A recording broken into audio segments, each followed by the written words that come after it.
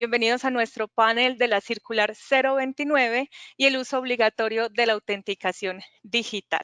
Este es un evento realizado por Pratma, Daon y Pratma Cero. Les cuento, mi nombre es Daisy Villalba, yo soy editora de contenido en Pratma y los voy a estar acompañando como moderadora de este evento. Mientras tanto, les voy contando que a través de la circular 029, la Superintendencia Financiera de Colombia pues impartió instrucciones para que los bancos, fondos de pensiones, cooperativas, aseguradoras y demás compañías financieras pues adopten el uso de nuevas tecnologías para mejorar la seguridad, la confianza del consumidor y por supuesto mejorar la experiencia de todos los clientes. Y pues precisamente entre esas medidas se encuentra la adopción de herramientas biométricas como mecanismo de autenticación. Y por eso hemos querido hacer este evento para que ustedes conozcan de qué manera, cómo su banco o entidad financiera, pues puede adoptar esta tecnología de una manera segura y exitosa y así cumplir con los lineamientos de la circular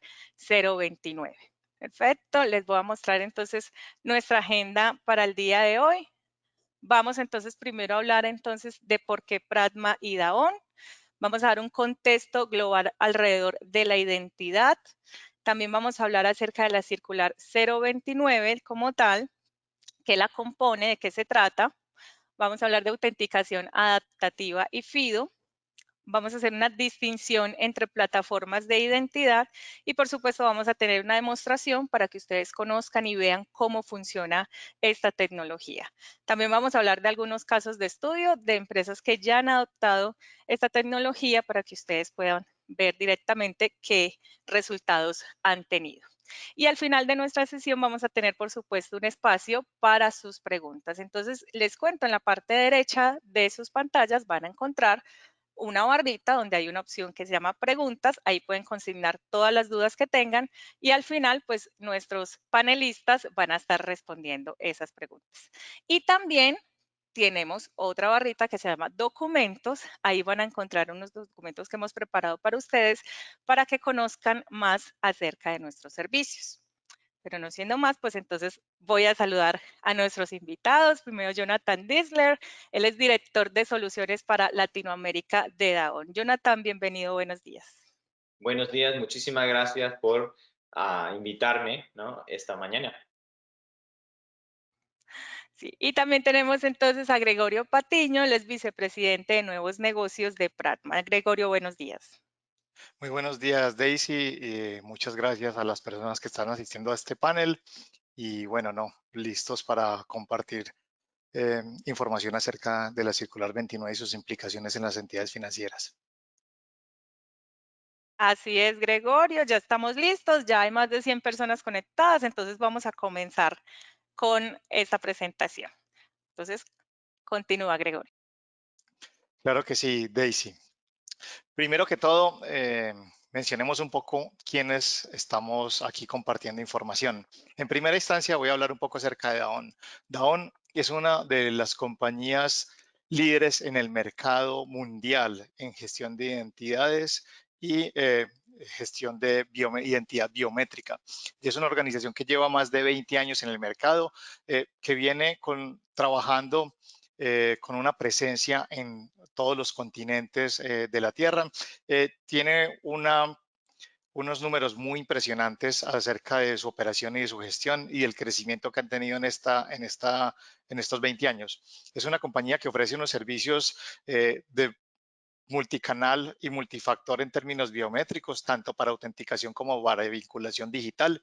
Eh, Lleva millones de usuarios en todos los continentes, más de 1.000 millones de identidades están siendo en este momento aseguradas a través de la plataforma y de los servicios de Daon. Lleva más de 100 millones de autenticaciones cada día se procesan por esta plataforma. Es una compañía supremamente innovadora para el desarrollo de su oferta de valor. Ha incorporado entre su portafolio y ha desarrollado más de 160 patentes. Se estima que más de 150 de las mayores firmas de sector financiero en el mundo utilizan la plataforma de Daon y ella ofrece a sus clientes alrededor de un poco más de 100 algoritmos biométricos a disposición de compañías tan importantes como Visa, como Experian, como SMBC, PNC, BNP Paribas, Bancolombia, Kiwibank, entre otros.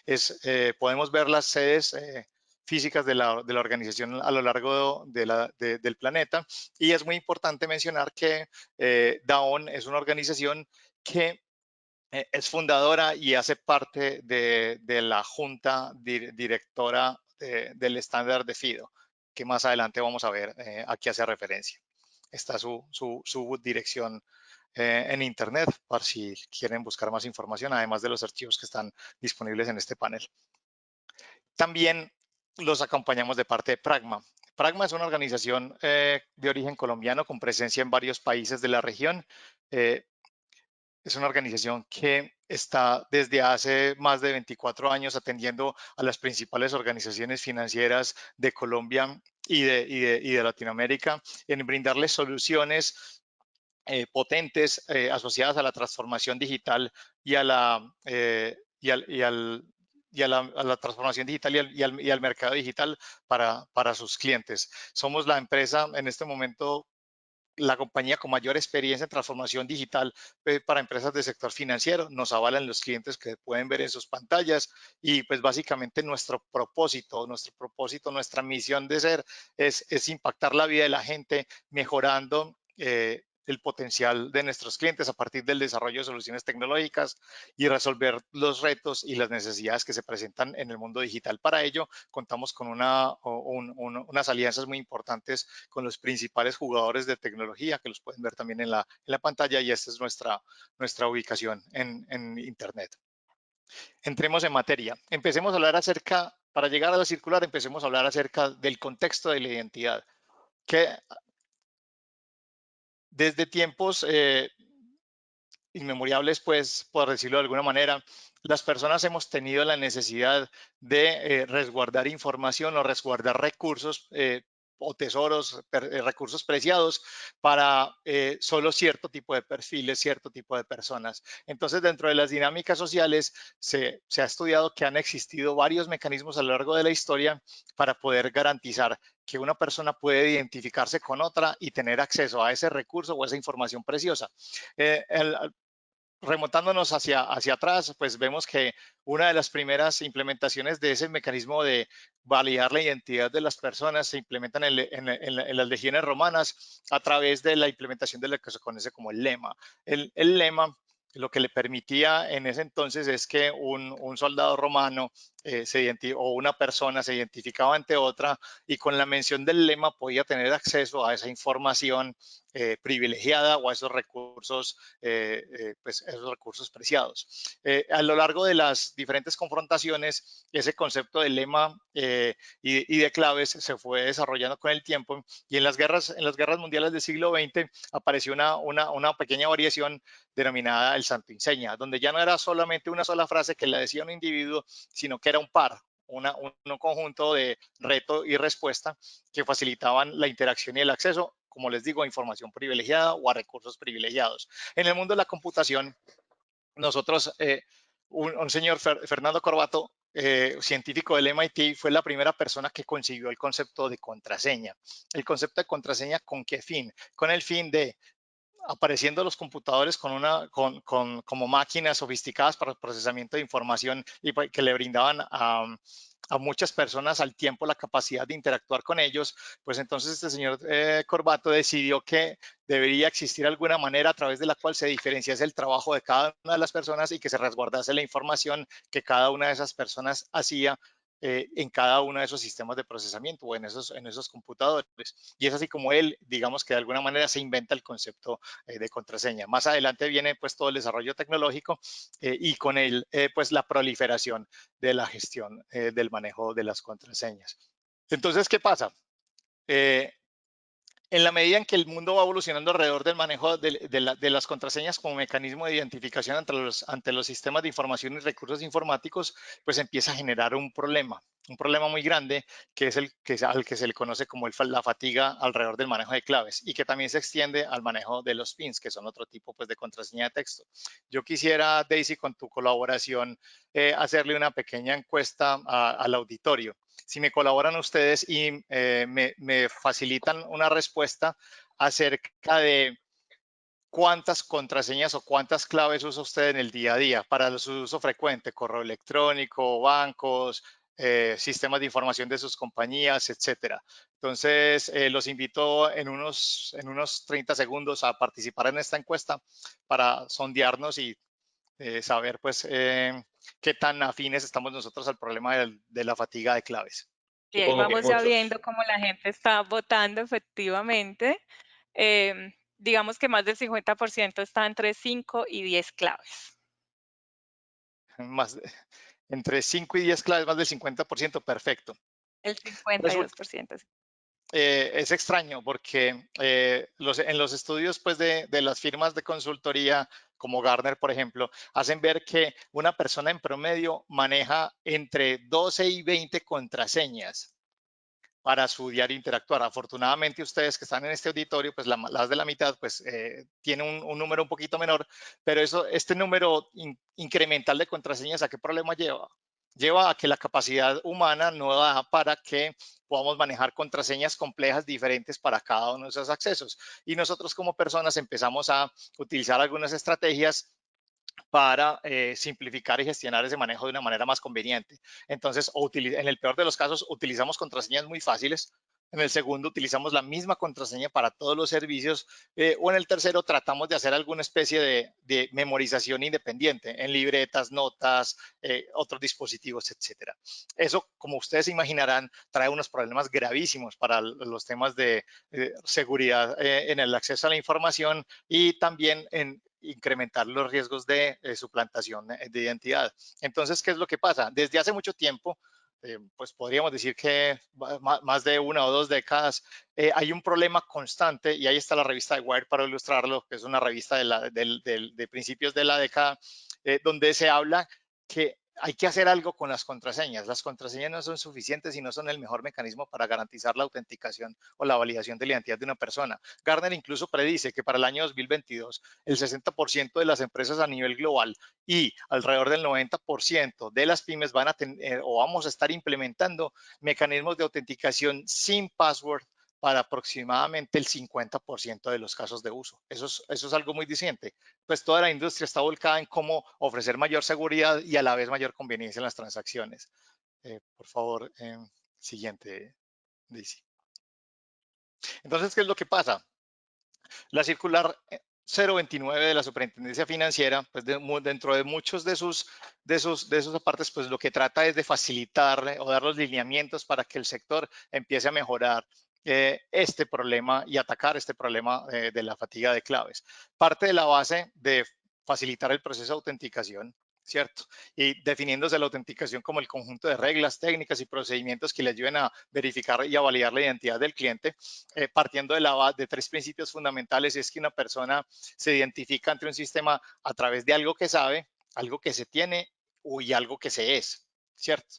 Entonces, y básicamente se asocia esto con el concepto de que los procesos de autenticación simple o de validación de la identidad simple son procesos cuando se usan únicamente un solo factor.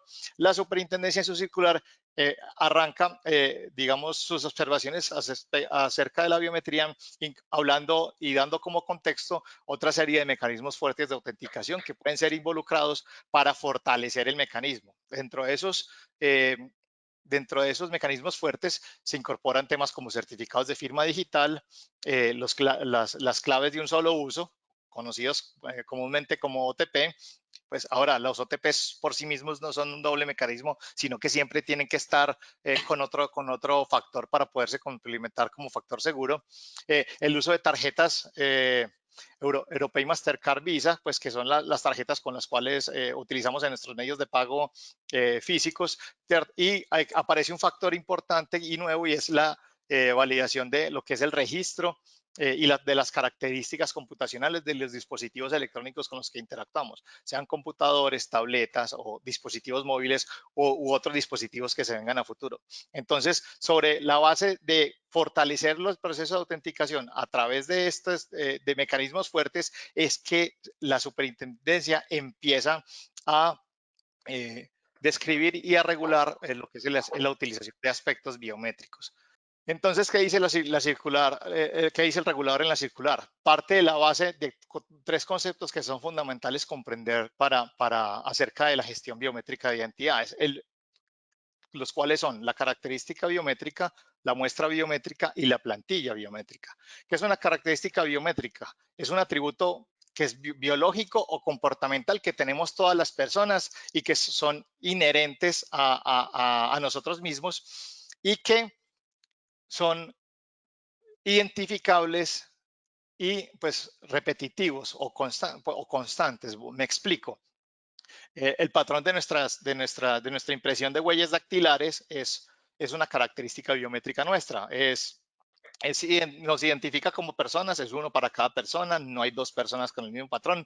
Es el mismo patrón de impresión de huellas dactilares, es el mismo, a menos que suceda algún efecto externo, va a ser el mismo siempre y nos va a identificar. Lo mismo nuestros patrones de iris o venas perioculares, entre otros, ¿cierto? Esas son características y atributos biométricos que cada una de las personas tiene. Sucede con la voz, sucede con el registro facial, entre otros. Esas características biométricas, las entidades tienen que, pues, o pueden estar en la capacidad de tomar muestras.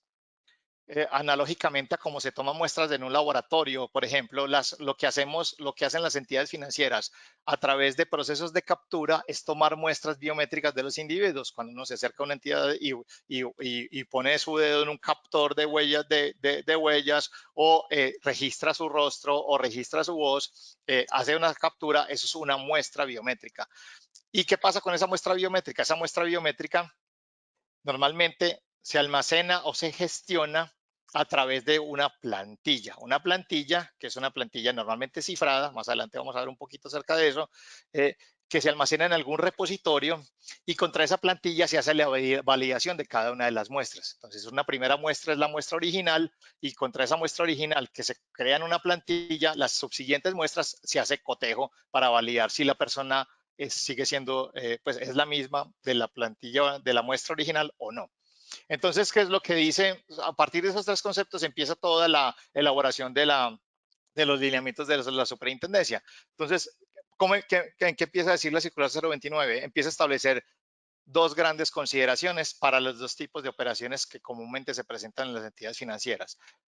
Para las operaciones de cliente presente, donde la persona está físicamente interactuando con la entidad, la superintendencia establece que el uso de los factores biométricos es suficiente para garantizar que la transacción o que la autenticación de esa transacción se hace de manera fuerte. ¿Por qué? Pues porque está el titular, está la persona presente y con eso se puede validar de alguna manera su presencia. Para las operaciones de cliente no presente, por otra parte, se requiere el uso de factores biométricos más otro segundo factor adicional. ¿Cuáles? Los que acabamos de mencionar. OTP, validación de registro del teléfono, pues la incorporación de otro mecanismo distinto de los que acabamos de mencionar para que fortalezca ese mecanismo de autenticación, ¿cierto? Y como gran lineamiento, como lineamiento grande adicional, lo otro que sucede es que determina la superintendencia que debe existir un mecanismo alterno a la biometría para cuando por alguna razón la toma de la muestra no pueda ser realizada en cualquier momento. Listo. Hay un detalle importante a tener en cuenta y es que van a ver a lo largo de estas explicaciones de la circular, van a ver una nota en la parte superior derecha en donde va a estar, donde establecen los tiempos para los cuales las entidades financieras deben dar cumplimiento a lo que establece esta circular. Entonces, estos aspectos de biometría se espera que las organizaciones los cumplan para junio del año 2021. Siguiente. Bien, entonces, una vez establecido cuál es el proceso y cómo se tiene que hacer tanto para clientes presentes o no presentes, la circular establece qué debe suceder con las plantillas o cómo, dónde, contra qué se debe cotejar la toma de las muestras biométricas por parte de una entidad financiera. La circular lo que dice, pues si el regulador a través de ella dice que la autenticación puede cotejarse contra 3 diferentes tipos de fuentes o de repositorios. El primer repositorio es la Registraduría General de la Nación, en donde pues hay a través pues de los operadores que la registraduría tiene habilitados y con ellos se puede hacer, contra ellos se puede hacer cotejo de las muestras biométricas. La segunda fuente contra la cual se puede hacer cotejo es contra los nacientes operadores de servicios digitales, entidades nuevas dentro del ecosistema financiero avaladas por la Agencia Nacional Digital que tendrán como fin prestar servicios digitales garantizados y supervisados por la Agencia Nacional Digital, ¿cierto? Y existe una tercera opción que es el manejo de las propias bases de datos. Es decir, dentro del regulador se deja la opción de que cada entidad pueda tener de alguna manera la construcción de su propia base de datos de plantillas con el fin de poder cotejarse contra ellas, ¿cierto? En ese caso, cuando se usa la propia base de datos hay que tener ciertas consideraciones y es que la entidad financiera que decida gestionar las plantillas biométricas con su propia base de datos debe garantizar o debe procurar utilizar cifrados muy fuertes. Aquí están las normas AES 256, RSA, DDD o mecanismos superiores a estos para garantizar la gestión de las plantillas biométricas y de esa manera evitar cualquier problema que se tenga de acceso a las mismas. Lo otro es una consideración muy importante y es que las tomas de las muestras biométricas que se capturarán durante el proceso de autenticación no puede realizarse sin autorización explícita del titular de esa muestra o de la persona a la que se realiza esa muestra, ¿cierto? Y las muestras, en caso dado de que se obtenga la autorización y la entidad pueda almacenarlas, no, debe hacerlo teniendo en cuenta las consideraciones de los estándares de ISO 27000 y varios estándares se ponen como referencia a los de ISO 27744 y siguientes. Daisy, por favor. Adicional, respecto al almacenamiento de las plantillas biométricas, el regulador es muy enfático en determinar que la organización no puede guardar la información biométrica en el mismo repositorio en donde almacena la información demográfica de los clientes, para efectos de evitar trazabilidad y una fácil correlación entre los datos biométricos y los datos demográficos. Por lo tanto, también sugiere que esa información, la demográfica con la biométrica, esté relacionada a través de códigos que no sean fácilmente descifrables, ¿cierto? Una parte importante, y en esto de pronto Jonathan va a hacer énfasis más adelante, es que todas las validaciones biométricas que una entidad financiera realice deben ofrecer mecanismos de prueba de vida. Esos mecanismos de prueba de vida son garantes de evitar la manipulación indebida o las técnicas de suplantación por parte de personas que tengan propósitos distintos a los legítimos para acceder a nuestros sistemas de información y ejecutar transacciones. Adicional, una que podría sonar obvia, pero es muy importante, es garantizar que en el momento de la primera muestra para la creación de la plantilla biométrica de una persona, ya sea para alrededor del tema facial, al tema de voz o cualquier otro mecanismo biométrico, es que esa captura sí se ejecute garantizando, y la entidad financiera debe velar por esto, que la persona que hace esa primera muestra, esa captura, sí es el titular de esa información. Es decir, que Gregorio Patiño, si es efectivamente Gregorio Patiño al momento de la primera vinculación o de la captura biométrica para poder garantizar que las subsecuentes muestras efectivamente correspondan a mi identidad. Y por último, y no menos importante, y aquí pues Aero viene a tener un papel fundamental, es que se deben establecer todas las políticas de gestión de riesgo asociadas al manejo de los factores biométricos. Entonces, es de vital importancia el cumplimiento de todos estos elementos de la circular con fecha de junio de 2021 para poder habilitar la gestión de identidades por medio de mecanismos biométricos. Siguiente, Daisy. Adicional a los temas de biometría, la circular 029 es más amplia, pues tiene otros aspectos sobre los cuales nosotros no vamos a profundizar en este panel, pero con gusto podemos conversarlos en un espacio posterior de manera independiente, pero algunos que son relevantes y que nos parece que están atados al tema de la gestión de identidades a través de biometría y que son muy importantes tenerlos en cuenta porque se tienen que cumplir con una mayor antelación para diciembre del 2020, están los siguientes puntos. Primero, que las soluciones, que en el momento en que la primera tiene que ver con el procesamiento en la nube y la incorporación de proveedores y servicios de procesamiento en la nube. Las entidades financieras que estén soportando sus operaciones y sus transacciones en general a través de modelos de software as a service, ¿cierto?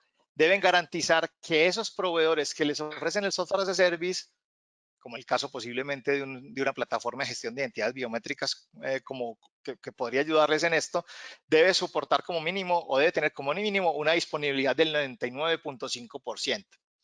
Lo otro es que si bien no se establecen las líneas para el tema de biométrico a diciembre, sí se dice que para diciembre las entidades financieras deben establecer los parámetros para determinar cuándo van a usar mecanismos de autenticación fuerte, ¿cierto? Y esa información tiene que ser publicada y de libre acceso para los consumidores financieros. Entonces, pues, cada organización debe saber en qué transacciones va a haber autenticación fuerte, cuál va a ser el mecanismo de autenticación fuerte y debe estar establecido eso de manera pública, de tal manera que los consumidores financieros puedan tener acceso a esas políticas.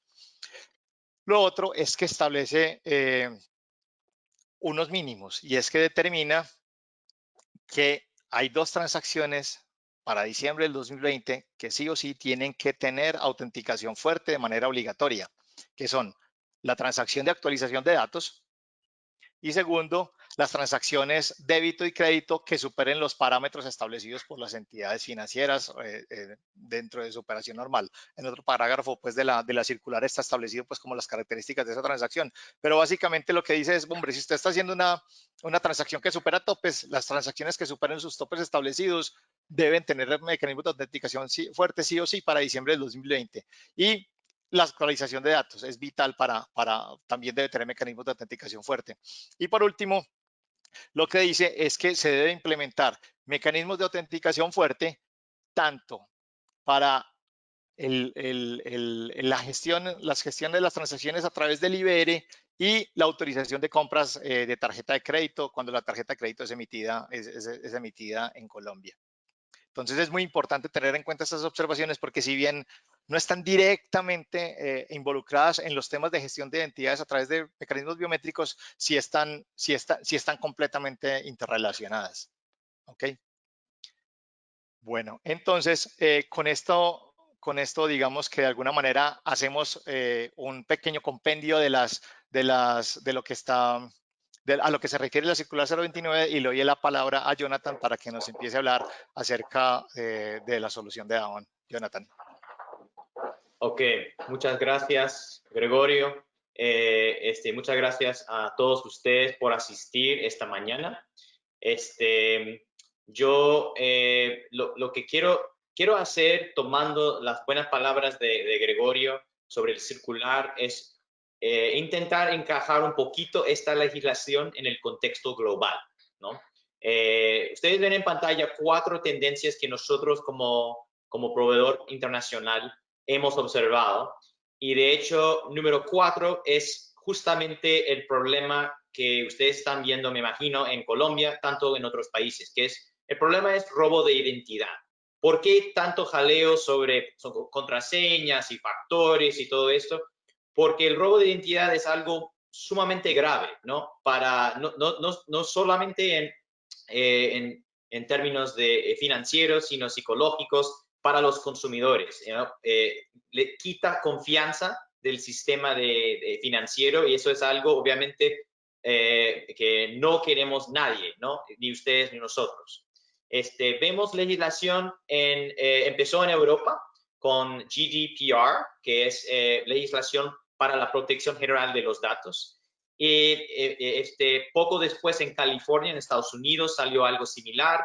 En México, sobre todo para vinculaciones de cuentas nuevas. Y ustedes, entonces ustedes están un poco en la vanguardia a nivel internacional, pero pensamos que se va a repetir en otros países también. La idea básicamente es que hay ciertos principios, ¿no? Algunos de ellos mencionados por Grego, que tienen que implementarse. Por ejemplo, conseguir consentimiento del lado de los consumidores antes de guardar los biométricos. Es un buen ejemplo. Vamos a tocar los otros 3 temas ahora enseguida. Daisy, ¿me ayudas, por favor? La segunda tendencia que quiero hablar tiene que ver con autenticación adaptiva. Ahora, ¿qué significa eso? Todos nosotros tenemos experiencia enrolando en un sistema digital. Me presento, hago algún tipo de prueba de identidad, ¿no? El sistema, el proveedor me lo revisa, recibo una credencial, me autentico con esa credencial. Si me autentico de manera exitosa, me dejan entrar y punto. Eso es lo típico y es muy sencillo. El problema que dice Gartner, ¿no? Es que es muy estático ese tipo de estática, esta interacción, ¿no? Hoy en día, lo que se está haciendo a nivel internacional es incorporar lo que ellos llaman el contexto, ¿no? Contexto es muy importante, por ejemplo, en la vida real. Por ejemplo, todos los días, antes de ir al trabajo, yo paso por un Starbucks para tomar un café, ¿no? Los vecinos saben cuándo qué coche llevo, más o menos cuando me voy, o si, por ejemplo, mi hija sale en la calle, la saludan, etcétera, etcétera. Y si no voy a mi Starbucks, por ejemplo, el próximo día la persona me dice, pues, ¿dónde estabas ayer, Jonathan? Te echamos de menos. Dejamos una huella, digamos, física, ¿no? En el mundo real. Lo mismo en el mundo digital. Tenemos una huella digital, por ejemplo, de qué dispositivo utilizaba, qué marca tenía, qué sistema operativo tenía, también a qué hora suelo entrar, ¿no? Qué transacciones hago, el monto, etcétera, etcétera. Esto Gartner lo llama señales, son señales internas, ¿no? Y asociadas con un usuario. Ustedes también como instituciones tienen huellas, por ejemplo, sobre el uso de la red, por ejemplo, de qué dirección IP viene la persona, qué navegador utilizaba, a nivel macro, ciertas tendencias. Y también a nivel internacional hay otras señales, por ejemplo, listas negras de personas, por ejemplo, que han cometido crimen, que a lo mejor no se deben vincular, listas de dispositivos y sensores que tienen malware. Todo esto, ese contexto de que yo hablaba, está ausente hoy en día. Y lo que Gartner dice que en el futuro se va a tener que utilizar una plataforma de identidad que gestiona no solamente los mecanismos de contraseñas y biométricos, etcétera, etcétera, sino que incorpora, ¿no? Ese contexto como parte de una autenticación adaptiva. Ok, Grego me ayudó hace un par de slides, ¿no? Hablando sobre FIDO. La tercera tendencia importante es la estandarización, ¿no? Y justamente es por el problema de la contraseña. A los usuarios no les gustan las contraseñas, ¿no? Porque son fáciles de olvidar y son bastante fáciles hoy en día de hackear, ¿no? Entonces, también se comparten, hay muchos problemas con los passwords. Entonces, hace 5 años, una alianza de proveedores, al principio de hardware y después de fabricantes como Amazon, Google, Microsoft y también Dawn, ¿no? Formaron la alianza FIDO por sus señas en inglés, Fast Identity Online. Y básicamente establecieron un cuerpo de estándares para la autenticación posterior a la contraseña. ¿Con qué fines? ¿Con qué objetivos? Básicamente las ven en pantalla. para mitigar el riesgo de brechas y perjudicaciones asociadas con pérdida de datos, para disminuir la fricción en la experiencia de usuario, para, por ejemplo, aumentar brand affinity, que sería lealtad a la marca, ¿no? Y la productividad de los empleados. También para ahorrar costos. Vamos a ver después en un caso de estudio donde vemos una credit union, ¿no? En Estados Unidos que adoptó una plataforma del tipo que dice Gartner, ahorrando $50 millones, ¿no? Y para facilitar la interoperabilidad, que es típico con un estándar. Siguiente, Daisy, por favor. Entonces, ¿qué es FIDO? ¿Cómo funciona? Básicamente, tiene como base exactamente lo que dijo Gregorio, ¿no? Que una buena práctica es, como hay 3 tipos de factores de autenticación posibles, es intentar mezclar 2 de ellos, ¿no? En una solución. La primera y la base para FIDO es el uso de certificados digitales y la creación de claves. Entonces, a la hora de registrar una identidad sin que se intervenga el usuario, se crean 2 claves. Una clave privada que se queda en el cliente, en el dispositivo o en la página web que se usa, y una pública que se registra en el servidor. El segundo factor es a la disposición de las instituciones financieras o del cliente, pero en el caso del Circular 029 debe ser la biometría, ¿no? Entonces, dentro de la biometría, ustedes también pueden decidir si quieren usar huella, voz, facial, etcétera, etcétera, ¿no? Y la idea es que ese segundo factor se usa de la siguiente manera. El usuario que enrola, registra, y cuando se quiere autenticar, el servidor envía un challenge, un número al azar, ¿no? Al app. Entonces, el usuario se autentica con su biométrico y si es exitoso, el app tiene acceso a la clave privada que se registró durante el registro. La clave firma ese challenge enviado del servidor y se devuelve el resultado biométrico y también el challenge firmado al servidor, donde se valida la firma que acaba de ocurrir. Entonces, las 2 pruebas tienen que pasar para que el usuario se autentica. La firma tiene que validarse y también el biométrico, la validación biométrica tiene que pasar. Si no, no pasa. Entonces, para el usuario, sin embargo, parece ser que solo se autentican con la biometría. Entonces, es algo que no tiene que acordarse de una contraseña ni nada. Simplemente hacen una validación, se toman la selfie o validan con voz y entran.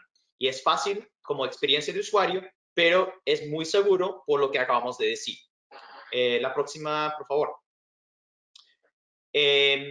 Entonces, muchos clientes potenciales me dicen, genial, Jonathan, estoy convencido, pero ¿por qué no puedo usar Touch ID o Face ID? Para los que no saben, Touch ID es el sensor de huellas, la solución del fabricante Apple, ¿no? Para poder permitir el acceso al dispositivo de Apple. Y hay otros para Samsung, etcétera, etcétera. Entonces, con eso voy bien en términos de cumplimiento.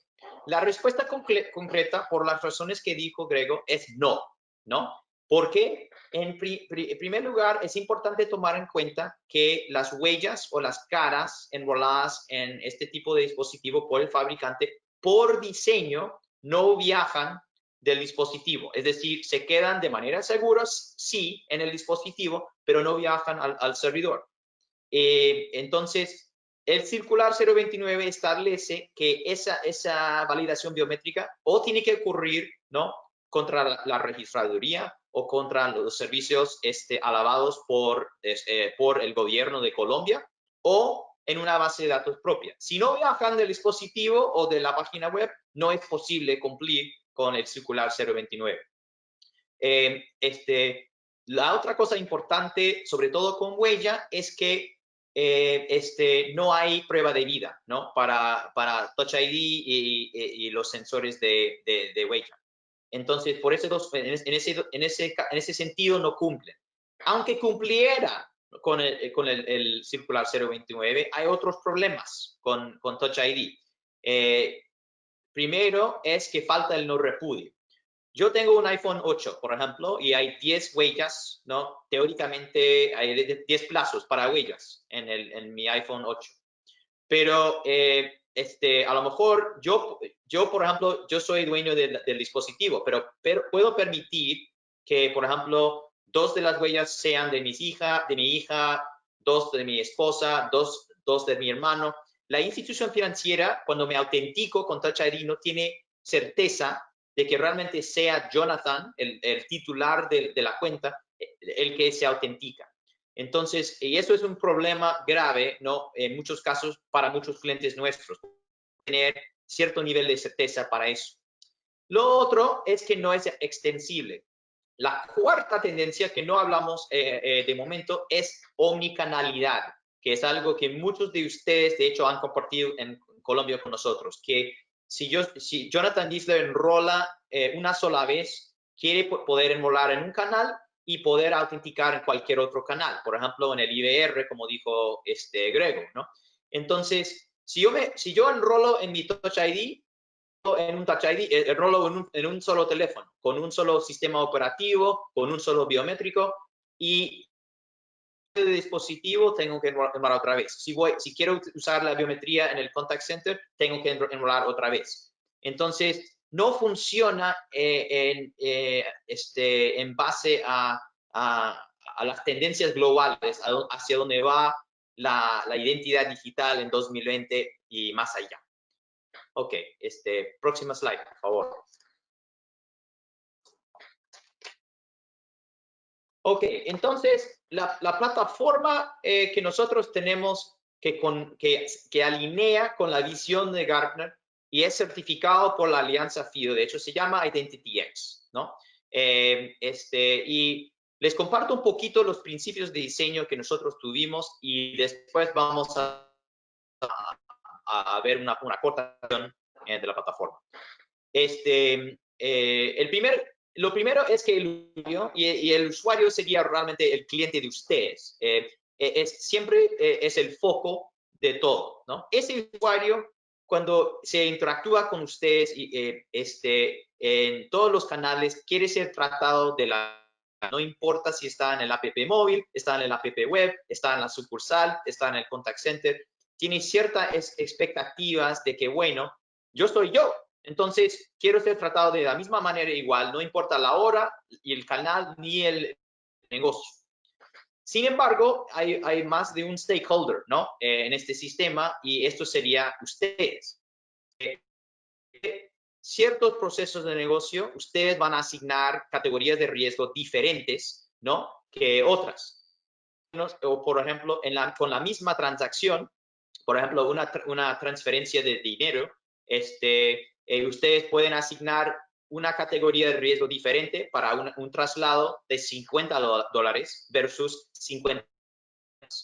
Entonces, el sistema tiene que tener una manera, sin introducir fricción innecesaria, de poder establecer políticas que mapean, ¿no? Esas normas de negocio de usted, tanto para vinculación como para autenticación en la plataforma. Y lo último, y esto es algo que nos distingue de muchos proveedores en el mercado, no solo en Colombia, pero a nivel internacional, y es que nosotros somos agnósticos en términos del proveedor. Nosotros no somos tan arrogantes como para pensar que nuestra tecnología es siempre lo mejor, no, la mejor. Tenemos una historia de 20 años, como dijo Grego, de estar integrando con muchos proveedores en la industria.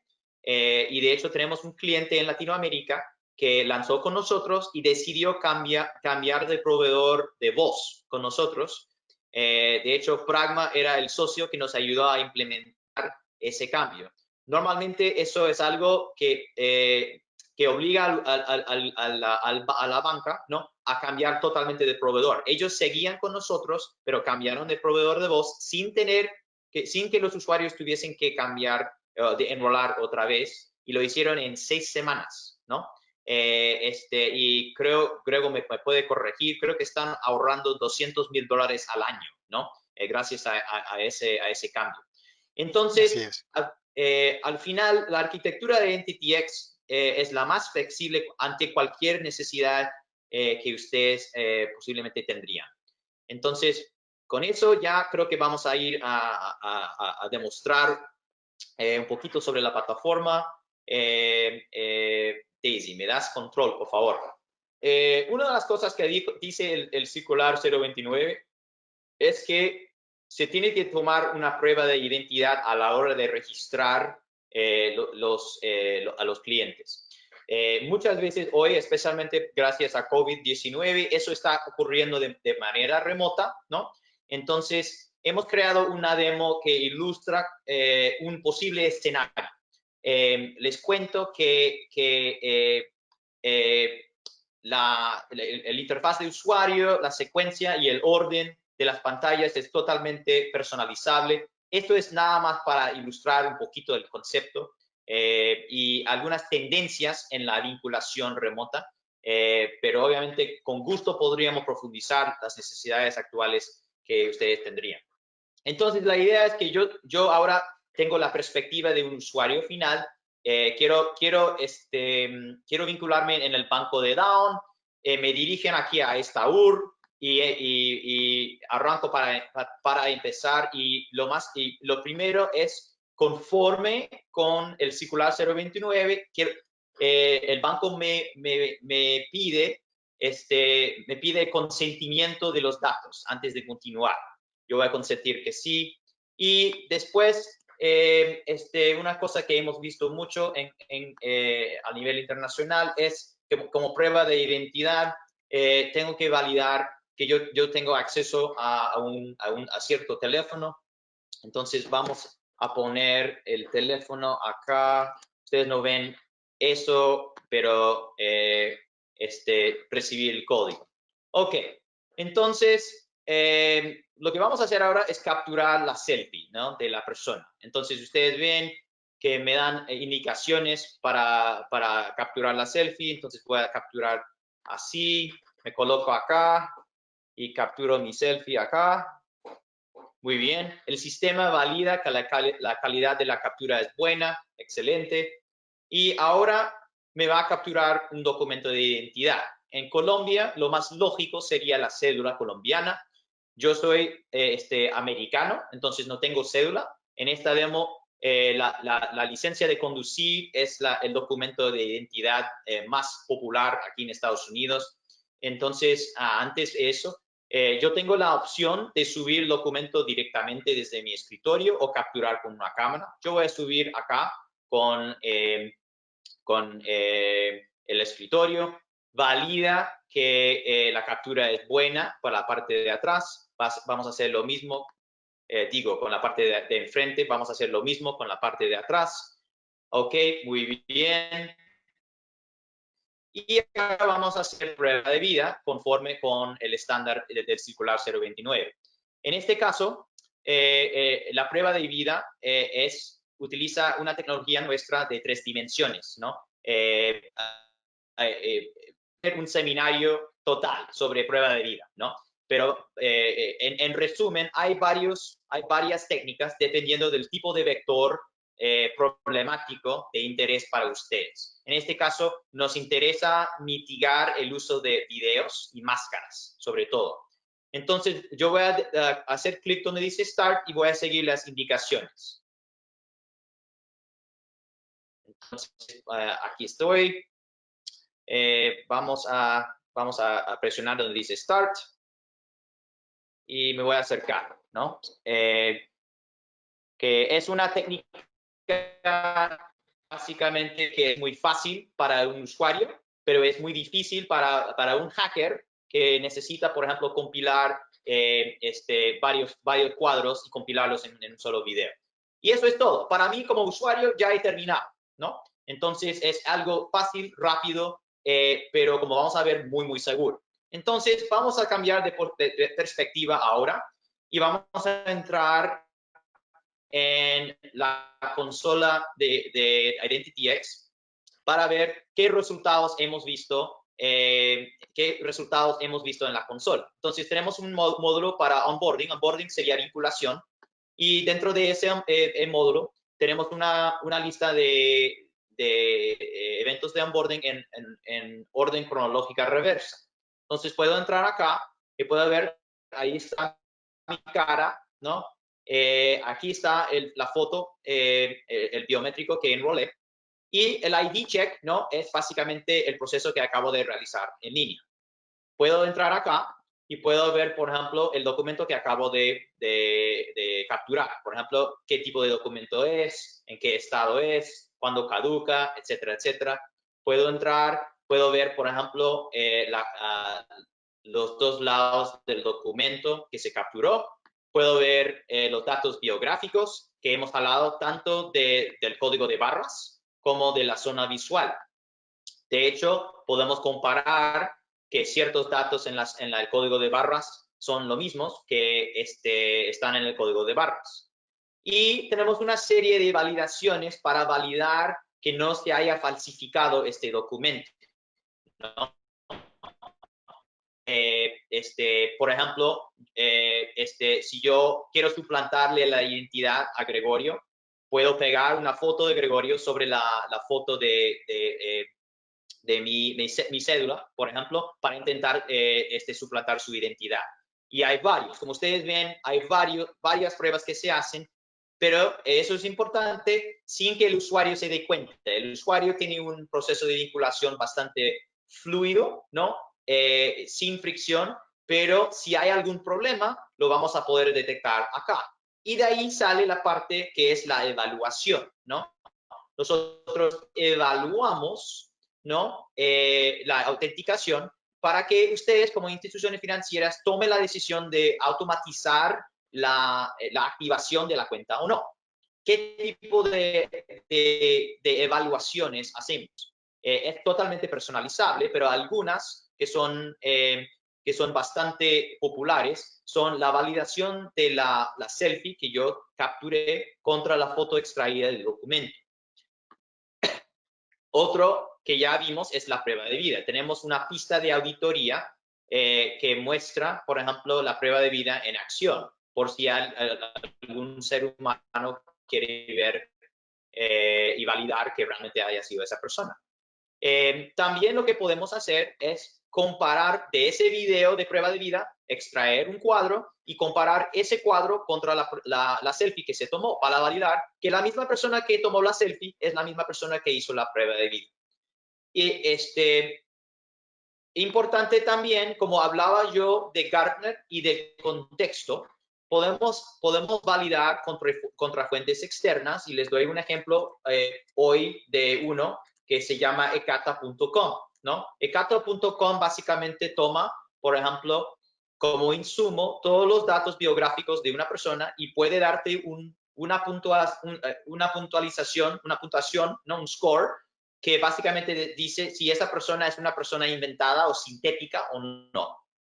Entonces, en esta demo hicimos esa validación contra Ecata y recibimos un score, y de hecho terminamos eso, pero recibimos, como vamos a ver un segundo, un score.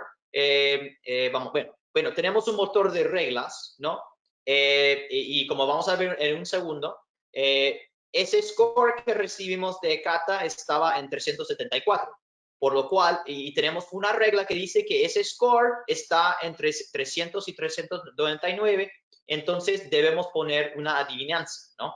Y un ser humano debe entrar para adjudicar este resultado.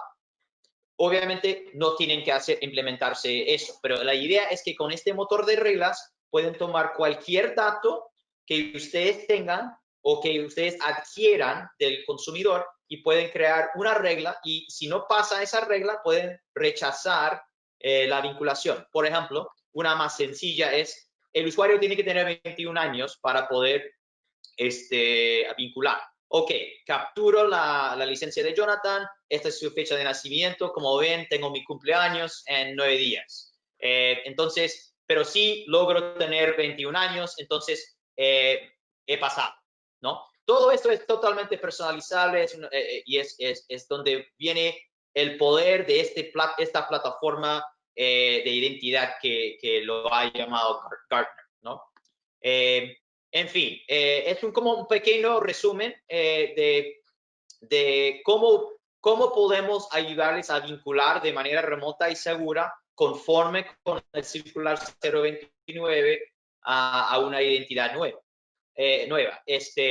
Les voy a dar una demo más, ¿no? Donde podemos ver qué es lo que puede hacer un consumidor después de vincular. Es decir, ya he pasado, ya he vinculado, qué tipo de transacciones o funcionalidades están disponibles ahora que ya esté enrolado. Tenemos un cliente USAA, que es el banco número 9 más grande de Estados Unidos, que tiene más de 4 millones de usuarios ya registrados. Y ellos utilizan facial y voz en lugar de la contraseña para entrar en la app. Entonces, cuando arranco, tengo la opción, ¿no?, de usar facial, PIN o voz. Yo voy a usar voz para entrar. My identity is secure because my voice is my passport. Verify. Entonces, una vez que esté vinculado, no tengo que acordarme contraseñas ni nada. Simplemente me autentico y entro a mi cuenta. Y si ven acá, ellos también estarían alineados con el circular 029 porque ellos habilitan al usuario a controlar sus datos. Si entras acá, la iniciativa se llama Quick Logon y es optativo, ¿no? Para ellos. Sin embargo, yo tengo la capacidad de poder desenrolar de cualquiera de mis biométricos que yo quiera en cualquier momento. Eso es, y puedo desenrolar también.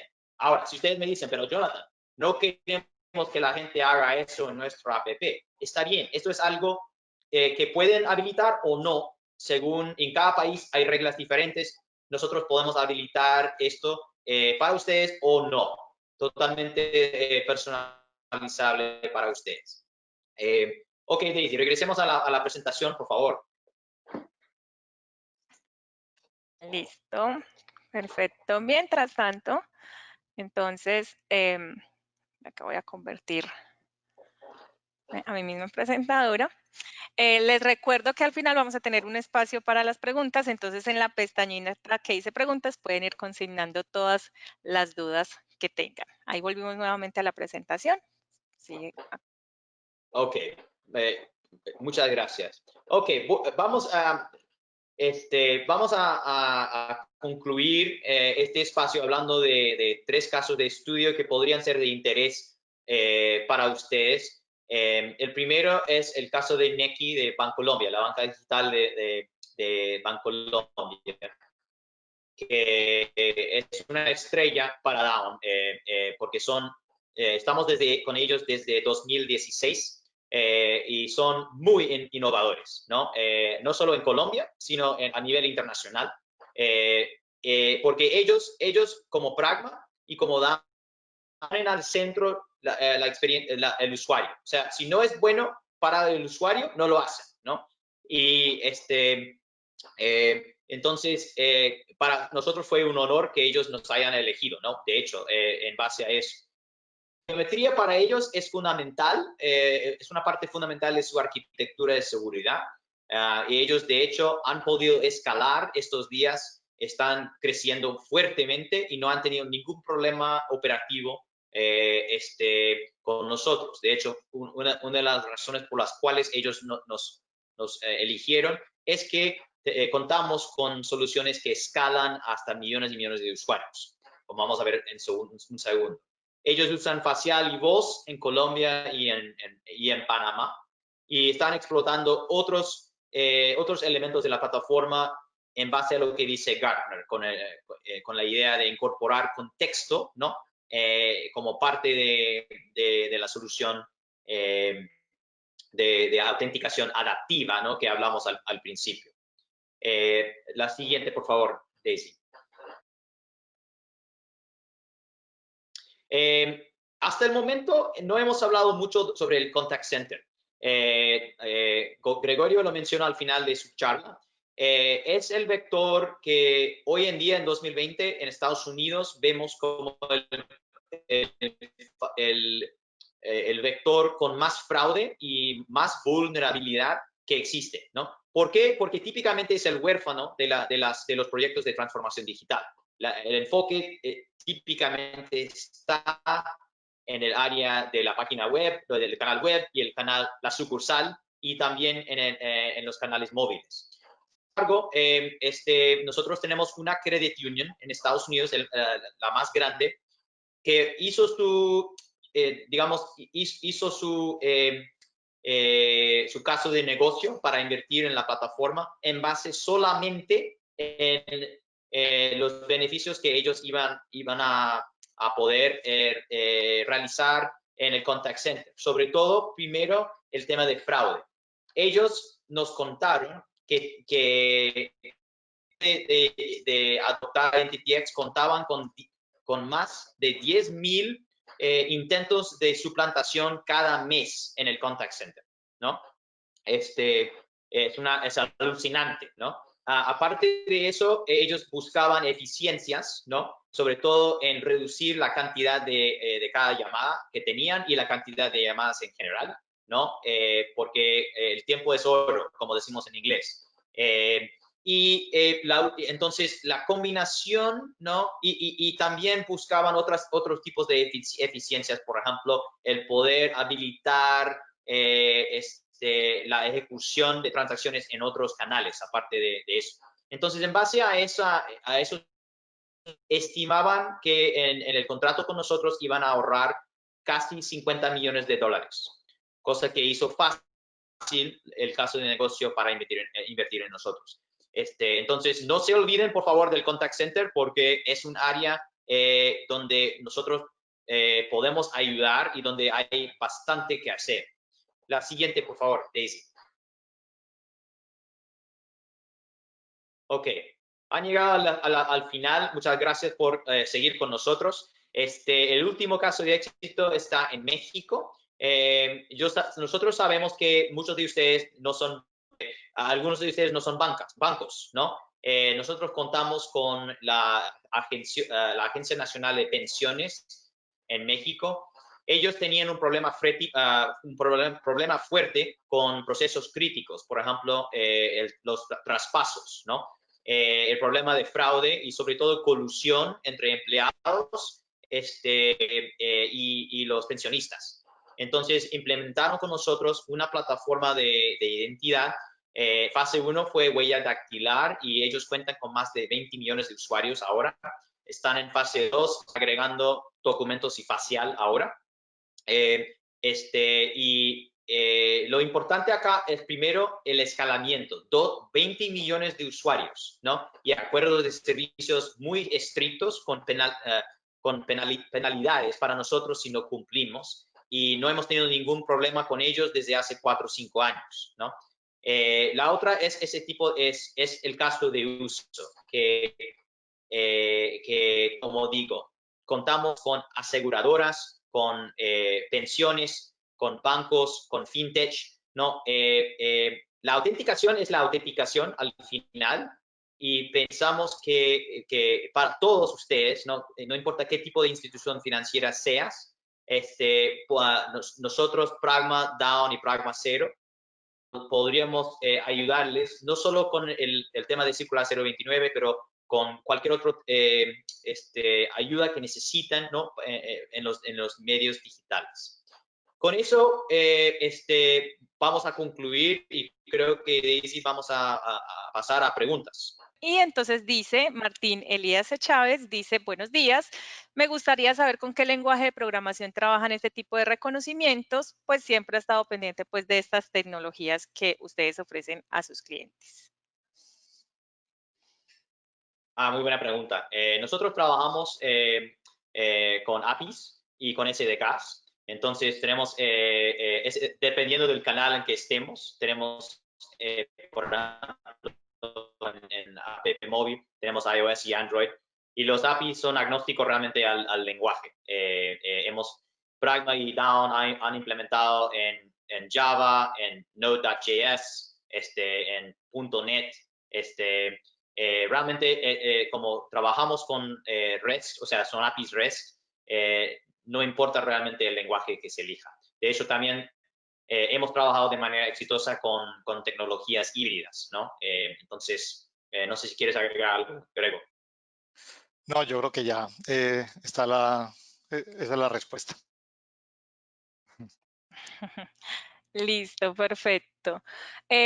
Por acá nos han preguntado, ¿qué pasaría si alguien, digamos, sufre de quemaduras en algunos dedos de la mano y pues no puede acceder, digamos, a este tipo de servicio? ¿Qué se aconseja en estos casos? Muy buena pregunta. Eh, Desde la parte normativa, el regulador explica que si por alguna razón no se puede hacer una captura de una muestra, el banco tiene que ofrecer otro mecanismo adicional para garantizar la identidad de la persona. Yo creo que en el ejemplo que mostró Jonathan de USA, del banco en donde él se enroló con la voz o se autenticó con la voz, si recuerdan bien había la pantalla, la opción de rostro, PIN y voz. No todos los biométricos son útiles para todas las situaciones. Si estamos en un partido de fútbol, Millonarios Santa Fe o Nacional América, posiblemente la autenticación por voz no va a ser lo más eficiente, porque el ruido ambiental no va a permitir que yo me autentique correctamente. Del mismo modo, si estoy en una habitación oscura, en una situación nocturna, con una muy poca iluminación, posiblemente el reconocimiento facial no va a funcionar bien. Entonces, las organizaciones tienen que velar por proveer no solamente un mecanismo biométrico, sino posiblemente varios, en la medida en que eso le facilite tanto mayor conveniencia al usuario como flexibilidad para la autenticación en un momento determinado. Jonathan. Exactamente. Nosotros lo que avisamos para los clientes es lo que se llama manejo de excepción, ¿no? Entonces, es un buen ejemplo lo que dice Grego en un solo canal, el poder brindar eso, pero muchas veces si no es posible eso, es parte de la estrategia omnicanal, ¿no? Es decir, brindar servicios a través de los canales y la funcionalidad de la plataforma para diseñar flujos que funcionan, ¿no? En algunos casos, por ejemplo, algunas personas tendrían que acudir a la sucursal al final, si no hay otra opción. Pero bueno, como dice Grego, normalmente es buena práctica contar con más de un autenticador, ¿no? Para poder seguir brindando el buen servicio. Bueno, Ángela Yaya nos pregunta, en Colombia, ¿qué identidad nos garantiza a los colombianos el tratamiento de estos datos? Si algo llega a suceder con estos cambios, ¿a qué entidad debería apelar un ciudadano inicialmente? Si sucede alguna violación, es la Superintendencia Financiera, en este caso, que es la que regula pues, la normativa sobre la cual se rigen el funcionamiento y las operaciones de todas las entidades financieras. Si alguna entidad financiera viola algunos de los principios de confidencialidad y de seguridad alrededor de estos datos que son muy, muy sensibles, pues el organismo al cual se debe acudir es a la Superintendencia Financiera.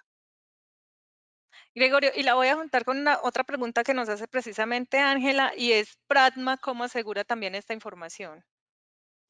Muy buena pregunta. Nosotros, en realidad, somos un medio, somos una organización que lo que hace es apalancarse en la tecnología de Daon y en la solución de Daon. Y Daon tiene, pues podríamos hacer otro seminario completo para hablar de manera detallada de los mecanismos de seguridad que se incorporan dentro de la plataforma para evitar todos los posibles vectores de alteración y de manipulación de esa información, básicamente pues para efectos de lo que se puede mencionar en este seminario, pues de manera pública, pues recuerdan que hay unas 160 patentes. Dentro de esas patentes hay unas patentes que tienen que ver con la seguridad de la información. Lo otro es que pues la plataforma cumple con los estándares de seguridad de ISO 27000. Otra vez soporta las transacciones de entidades tan grandes como Visa y Mastercard. Pues, mejor dicho, ya posiblemente en una conversación un poco más personalizada podríamos aclarar con mucho más detalle y mucha más profundidad ese tipo de información. Jonathan. Sí, lo único que agregaría es que el esquema, el estándar FIDO, básicamente, fundamentalmente, es un estándar de seguridad, ¿no? Hablamos un poquito sobre eso, pero como dice Grego, podríamos tener un seminario solo sobre seguridad de FIDO, ¿no? Pero vamos, sí. La seguridad es fundamental tanto para Pragma como para Daon. Así que... Sí. Yo creo que esta pregunta es muy común y digamos que sería como lo que uno primero se cuestionaría y por pronto ahí, Jonathan, desde la experiencia que han tenido ustedes, puede validar esto. Y es, Carla nos dice, con la autenticación digital es posible que hayan más raptos por parte de los delincuentes, pues porque necesitan, digamos, a los clientes para poder robar. Dice, entonces, ¿cómo evitar estos casos? O sea, ¿cómo evitar que de pronto utilicen a las personas para hacer estos fraudes? Captura a la persona utilizando a esa persona y su biometría para por dinero o algo así, ¿no? Sí, Ah, exacto. wow. No, lo que nosotros hemos, yo no he visto ese caso, por eso, basado en mi experiencia, no ha pasado. Pero como les digo, y hablamos nosotros, cualquier factor de autenticación, incluso el ser humano es un factor, tiene debilidades, ¿no? Entonces, en ese caso, por ejemplo, hoy en día, por ejemplo, si tú vas a una caja automática, ¿no? Para retirar plata, si te tienen, por ejemplo, si te obligan, por ejemplo, por pistola, ir a una caja automática, en un solo día hay un límite sobre la cantidad de plata que puede retirar uno, ¿no?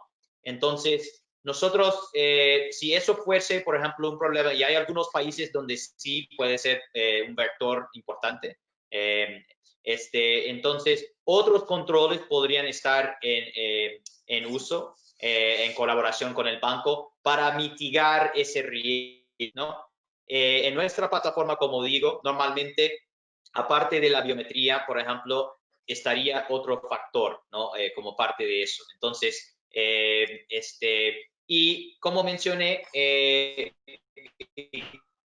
como dice Gartner, el contexto también es muy importante. Por ejemplo, si yo tengo un historial, por ejemplo, con el banco de Daon de muchos años, un patrón donde estoy haciendo autenticaciones con cierto rumbo, y de repente en un momento estoy retirando $14,000, ¿no? En una parte del día cuando no suele ocurrir, es ahí donde, por ejemplo, podría entrar cero, ¿no? Riesgo cero. Por ejemplo, para decir, mira, sí es Jonathan, pero no sé si realmente debo autorizar o no esta transacción, ¿no? Entonces, por eso está el ecosistema, porque una parte podría fallar y están como las otras piernas para fortalecer el ecosistema. Grego, ¿me ayudas? Bueno, sí, se me viene a la mente que en donde he visto yo ese caso, y lo he visto es como en dos películas, donde Angelina Jolie coge la mano de una vez del presidente de Estados Unidos para detener un ataque nuclear. Suena ficción, pero bueno, el riesgo sí existe. Lo que dice Jonathan es cierto. Esta respuesta no es la verdad, pero no es una respuesta que uno le gustaría oír. Refuerzo lo que dijo Jonathan, no existen mecanismos infalibles. No existe una tecnología infalible y no existe un proceso en general infalible. Ese riesgo de que te rapten para que utilicen tus atributos biométricos para hacer algo es muy similar al riesgo de que te quiten la tarjeta y te den la clave. Pues incluso el otro es más fácil. Habrá que tener en cuenta ya otros temas sociológicos, y es que los ladrones buscarán la forma más fácil de ejecutar el ilícito. Pues un ladrón siempre busca el camino más fácil y la ruta más fácil y la menos desapercibida. Entonces, pues por un tema de riesgo en la actividad delictiva. Eso ya tiene que ver con otras consideraciones muy distintas a las que estamos hablando aquí.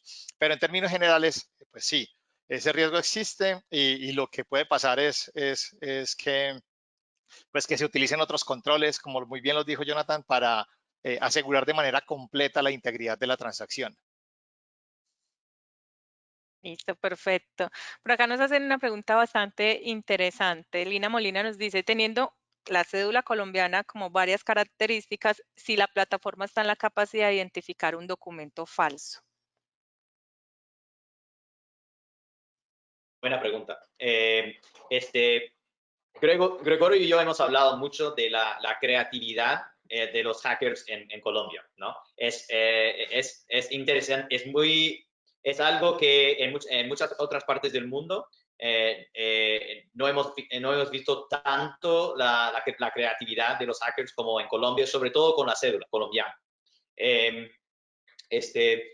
Como dice Grego, no existe ninguna tecnología infalible, y si ustedes hablan con un proveedor y el proveedor dice que hay 100% garantía, ¿no?, de que un documento falsificado no pase, dudaría bastante mucho, ¿no? Hay más preguntas con respecto. Hay varias, sin embargo, en nuestra tecnología lo que hace básicamente es que hay varias maneras en que se podría falsificar un documento.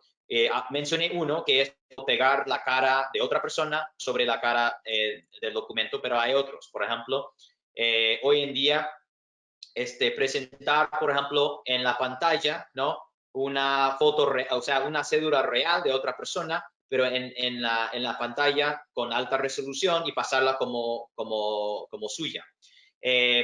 Hay otros, por ejemplo, que crear una cédula totalmente nueva, ¿no? Y podemos, por ejemplo, distinguir, hay varios patrones y otras cosas en el documento que nosotros podemos detectar.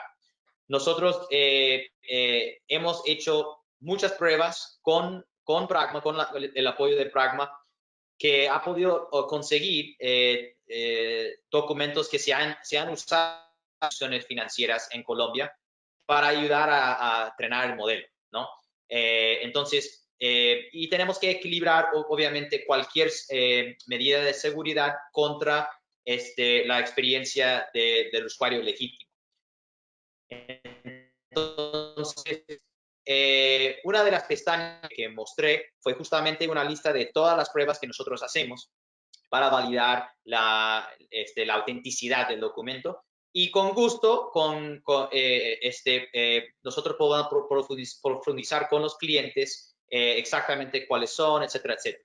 Entonces, sí hacemos eso, pero sin garantía de 100%, ¿no? Eso es lo único que diría. Aprovecho, Jonathan, por acá Jorge Camacho nos pregunta en el video de prueba de vida si las instrucciones son aleatorias o siempre son las mismas. En el caso de esa prueba, las instrucciones son iguales. Sin embargo, tenemos clientes que dicen, pero Jonathan, los hackers tienen suficiente tiempo y suficiente energía, y van a poder suplantar todo esto. Entonces, hemos tenido clientes, por ejemplo, que eso es solo un vector, o sea, una prueba de vida que tenemos, una opción. Entonces, hemos tenido clientes, por ejemplo, que incorporan un proceso al azar, donde el usuario no sabe qué prueba de vida se va a utilizar, y de hecho a veces mezclan más de uno en una sola sesión. Y ha sido muy popular eso, sobre todo solamente para vinculaciones, es decir, para las transacciones de más alto riesgo. Pero pero vamos, parte de lo que se necesita, ¿no? Con una plataforma de identidad es una plataforma que evoluciona, ¿no? Porque los hackers sí o sí van a seguir intentando crear nuevas maneras de suplantar la identidad. Y con gusto nosotros podamos compartir con las instituciones una lista de todas las innovaciones que hemos hecho a lo largo de los 4 años en términos de prueba de vida, a lo largo de que evoluciona el mercado. Y va a seguir así en el futuro para nosotros eso, porque es nuestro compromiso. Sabemos que tenemos que estar al tanto, porque si no, los hackers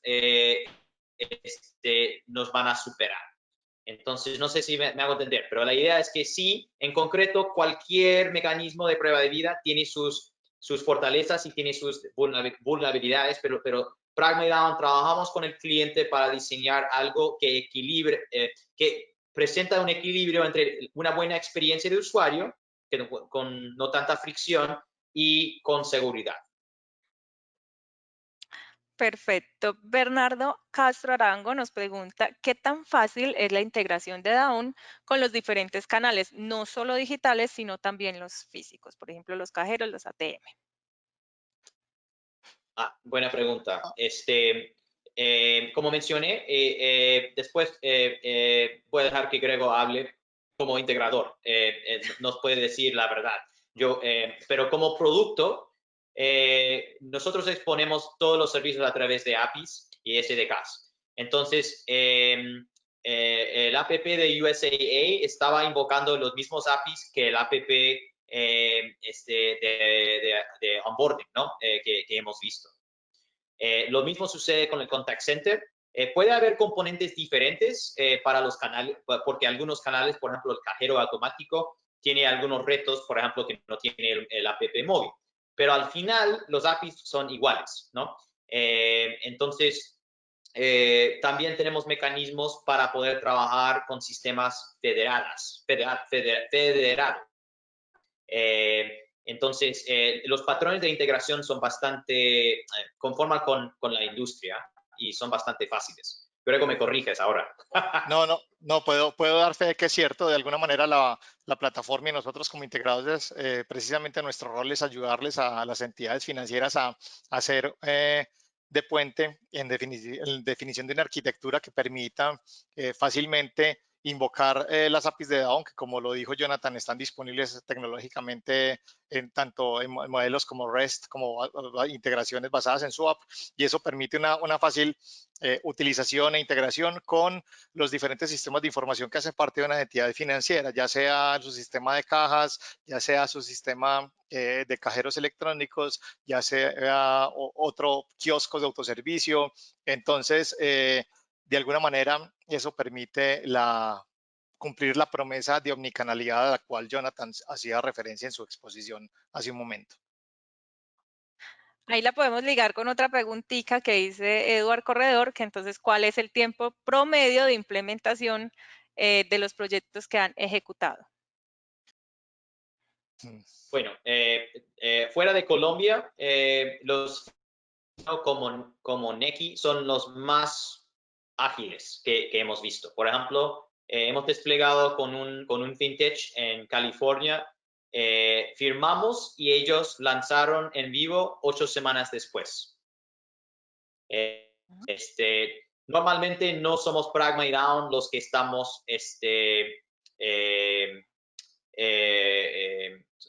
los que somos los lentos, ¿no? Por decirlo, ¿no? Sabemos que en los bancos hay ciertas normas que hay que hacer, tanto de abastecimiento como en... lo que sí sé que un factor clave es siempre y cuando las instituciones nos consumen en la nube, porque allí evitamos todos los trámites de tener que establecer máquinas en los centros de los clientes. Grego, ¿quieres agregar algo en Colombia? No, realmente Pues voy a decirlo con mucho cariño. Realmente la parte de la ecuación menos lenta somos nosotros, pero en términos generales nosotros hemos hecho implementaciones alrededor de 3 meses. En 3 meses uno puede salir al aire con por lo menos 1 o 2 canales habilitados de manera completa e integrada con una solución de este estilo. Es más realista, Listo. sí. Bueno, se nos va acabando el tiempo, pero entonces tratemos de responder la máxima cantidad de preguntas que tengamos. Por acá José Luis Contreras nos dice, de todos los factores que ofrece Dahon, ¿cuál es el más recomendado para la autenticación en canales virtuales? Muy buena pregunta. Es algo que me preguntan mucho y la respuesta concreta es que en español no sé cómo decirlo muy bien. En inglés diríamos choice, ¿no? El mejor factor de selección, ¿no?, al cliente, ¿no? ¿Por qué? Porque por lo que contábamos nosotros sobre Gartner, ¿no? Porque el contexto de los usuarios cambia, ¿no?, en el mundo digital hoy tan rápidamente que el mejor factor hoy puede ser, o incluso ahora, en esta hora, puede ser diferente en 2 horas, 3 horas, ¿no? Entonces, usando una arquitectura como Fido, donde sabemos que hay 2 factores, uno transparente que el usuario realmente no ve y el otro que es a la selección del cliente, eso es lo que recomendamos nosotros. Hay ventajas y desventajas de todos los factores de autenticación, incluso los biométricos, pero eso sería mi respuesta. Bueno, por acá hay 2 personas que nos preguntan acerca de las fintech, si es recomendado hacer este tipo de implementación en este momento, si ustedes lo harían. Si yo fuera a Gregor, montar lo una que fintech, si yo fuera a montar una fintech y tuviera la opción de utilizar factores de identificación biométrica, por supuesto que sí, por 2 razones principales y ya las hemos mencionado. Jonathan habló algo aquí eh, eh, acerca de, uno, la conveniencia o la disminución de la fricción. Pues pues estos son de los mecanismos actuales con menos fricción dentro de los procesos tanto de vinculación como de autenticación para sistemas de información. Y lo otro es que eh, hemos dicho mucho de que no hay un sistema infalible, pero pues los porcentajes de fabilidad, pues los porcentajes de éxito son muy altos, pues no son porcentajes del 30, del 40%, son porcentajes muy altos. Entonces, pues porcentajes de más del 95% de fidelidad. Entonces, pues en, se mezclan tanto la conveniencia como con la seguridad y eso es demasiado favorable para cualquier negocio. Si es un incumbente, si es una entidad financiera existente, pues es muy bueno utilizar estas tecnologías. Y si es una fintech, pues mucho más, porque arranca de una vez con una tecnología que le ayudará en su propósito de ser más eficiente y de innovar. Listo, yo voy a ir finalizando con una última preguntita que me parece muy interesante, pues y más en estos momentos, y es qué tipo de, Rolando Gómez nos pregunta, ¿qué tipo de autenticación recomiendan para un e-commerce?